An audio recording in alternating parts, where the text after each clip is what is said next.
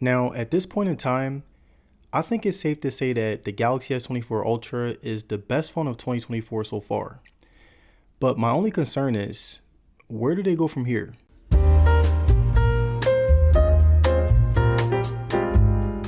Now, in my previous video, I said that the Galaxy S24 series was the equivalent to the legendary Miami Heat Big 3. The Galaxy S24 is the solid third option Chris Bosh, the S24 Plus is the ultimate second option D Wade, and the Galaxy S24 Ultra is the legendary first option LeBron James. Now, in hindsight, you may be thinking that me comparing the Galaxy S24 Ultra to LeBron James is a way of me saying that it's the best phone on the market.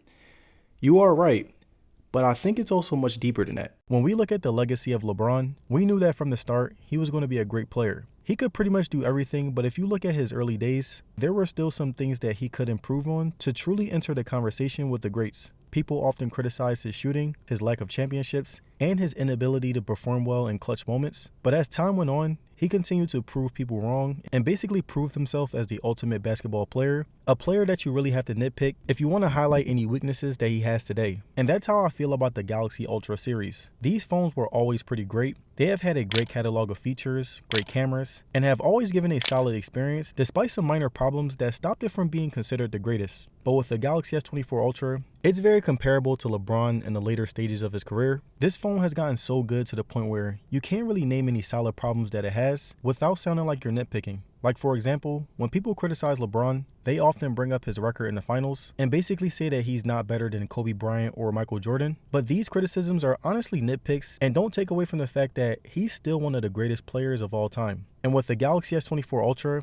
I and many other people will say that the social media compatibility is lacking and the shutter lag is still not up to par with the iPhone or Pixel. But again, these minor problems don't take away from the fact that the Galaxy S24 Ultra is still the greatest, most well-rounded phone of 2024. Which begs the question, where do they go from here? The S24 Ultra, just like LeBron James, is obviously chasing GOAT status, but when you already have damn near everything in your catalog, what more can you improve on to further solidify yourself and keep improving upon the many years to come? Is the Galaxy S24 Ultra the plateau of the Ultra series? How much more can they improve after they've done almost everything that they can? And most importantly, how can they take over the iPhone in terms of popularity? And these are the only questions that I have left in regards to the Galaxy S24 Ultra and the Ultra series as a whole, because just like last year's S23 Ultra, the Galaxy S24 Ultra is the main phone that I would recommend for anyone to buy if you want the ultimate powerhouse of a phone. And speaking of powerhouse, what about longevity? How is the Galaxy S24 Ultra holding up after a month of use? Well, for one, in terms of longevity, the Galaxy S24 Ultra will give you 7 years of OS and security updates, which basically means that this phone will be up to date up until 2023. So in terms of software, I would say that it lasts pretty long. And when it comes to the durability, as always, the Ultra has been holding up very well. The titanium frame mixed with the matte texture still gives off a very premium look and feel. Getting a better look at it, we can see the titanium finish isn't accompanied by any scratches or bumps. I dropped this phone a total of 3 times, and I even put it in the same pocket as my keys by accident. Until this day, it doesn't have any wear and tear on it whatsoever. The S24 Ultra is also IP68 dust and water resistant. And as you can see right here, I've been putting my S24 Ultra under a running sink, and each time I tested this out, it still remained in perfect condition. The overall feel was another category where the S24 Ultra was able to dominate, and not only because it feels good in the hand, but also in terms of aesthetic. There really isn't any other phone on the market that feels and looks like the S24 Ultra. It has this very boxy build that has negated any type of roundness, ultimately making it look and feel like a mini flat screen TV in the hand. And personally, I think that when you compare size and feel, the S24 Plus is a bit more comfortable since it has the more welcoming rounded edges when you hold it. But besides this, the S24 Ultra is still a pretty good feeling phone. It's very big, the display is now flat, so there won't be any more accidental touches like the waterfall edges, and it has a very nice weight to it, to the point where it adds to the premium feel. So what about display? How is it holding up after a month of use?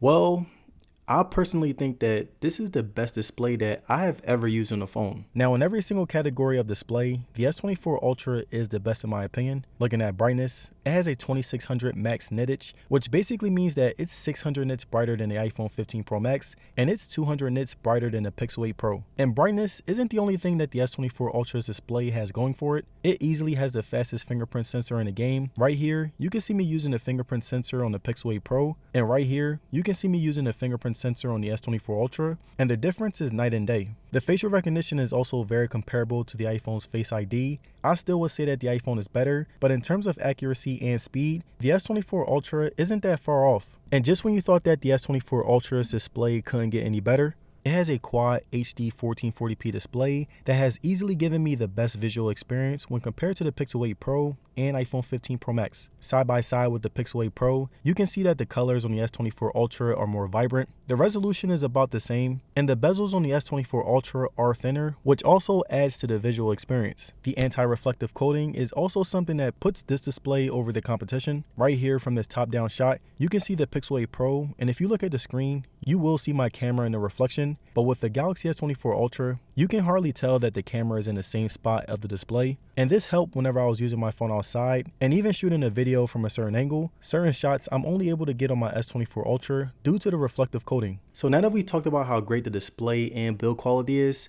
what if you're someone who values battery life? Well, I do have some good news for you.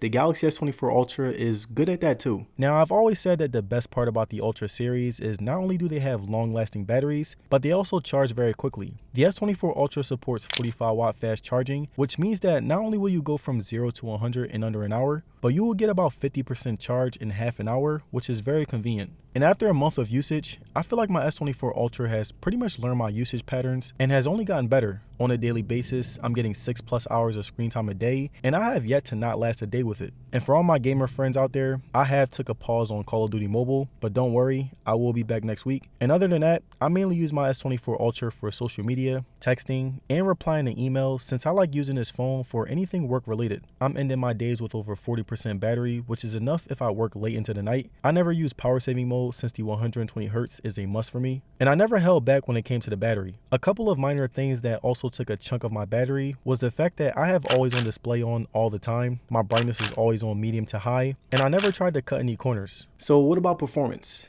Well, it shouldn't be a surprise at this point that the Galaxy S24 Ultra is still performing very well. And even though I play Call of Duty Mobile a lot, I still wanted to show you guys just how great the Snapdragon Gen 8 chip is holding up. In Call of Duty Mobile, I usually run the best settings since I know that the S24 Ultra can take it. And as you can see right here, there's no lag, the frame rate is consistent, and playing the most power heavy games is something that the S24 Ultra has never really shied away from. Even more light games like Asphalt 9 were able to shine. I would try to play it on my Pixel 8 Pro, but that was extremely laggy, and the S24 Ultra was able to take its place. So what about cameras? Well, I think that the best way to show you guys how the camera is holding up is by comparing it to different phones in different categories. So when it comes to selfies and night photos, I will be comparing the iPhone 15 Pro Max. I will be comparing it to the iPhone 15 Pro Max. And when it comes to outside photos and inside photos, I will be comparing it to the Pixel 8 Pro. Now looking at selfies, the iPhone 15 Pro Max is better in my opinion, but the S24 Ultra was still able to hold its own. The colors were vibrant, the sharpness was there, and the depth of blur was good. But I felt like the 15 Pro Max captured my skin tone a little bit more accurately and made my face look better. Now going into comparisons with the Pixel 8 Pro, the outside pictures between both phones were very tough. They both took great shots, they both had many great attributes.